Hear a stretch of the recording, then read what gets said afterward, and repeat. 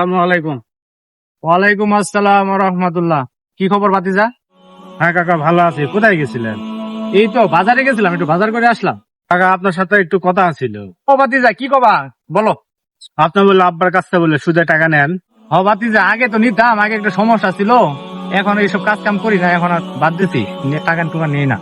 শুনলাম আপনি বললে আব্বার কাছ থেকে ধানের উপর থেকে টাকা নিছেন।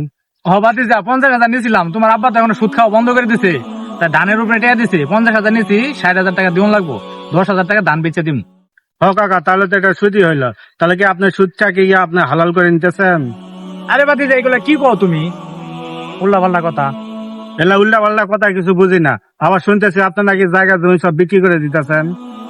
আজারে কথা, তোমার পাও কই?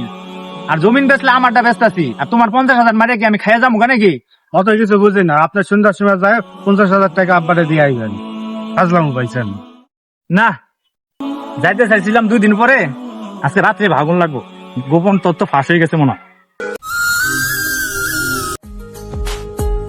স্যার আসসালামু আলাইকুম। ওয়ালাইকুম আসসালাম। কই যাইতেছো? এই তো স্যার একটু বাজারে যেতেছি।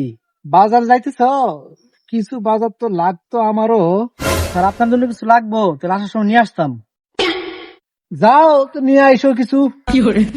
স্যার আসসালামু আলাইকুম স্যার। ওয়ালাইকুম আসসালাম। তা কি মনে করে?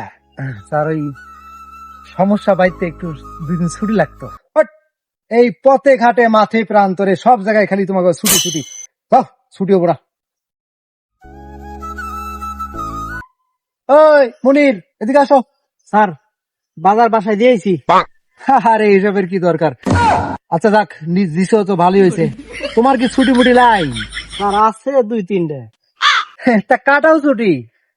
ফর্ম টর্ম দেওয়া লাগবে না, তুমি যাও গা, আমি সব সিস্টেম করে দিব। যাও, আজকে যাও গা। ঠিক আছে ভাই, আপনার মন খারাপ কে? আরে বাড়িতে সমস্যা, 2 দিন ছুটি চাইলাম, দিল না, উল্টা ধমক দিয়ে পাঠাই দিল। ও হ্যাঁ, আমি ছুটি চাইলাম 2 দিন, আমার দিচ্ছে 3 দিন। তোমার তো দিবই, তোমার বোতলে তো মেলা তেল। ভাই, কিছু কইছুন? না, কিছু কই নাই।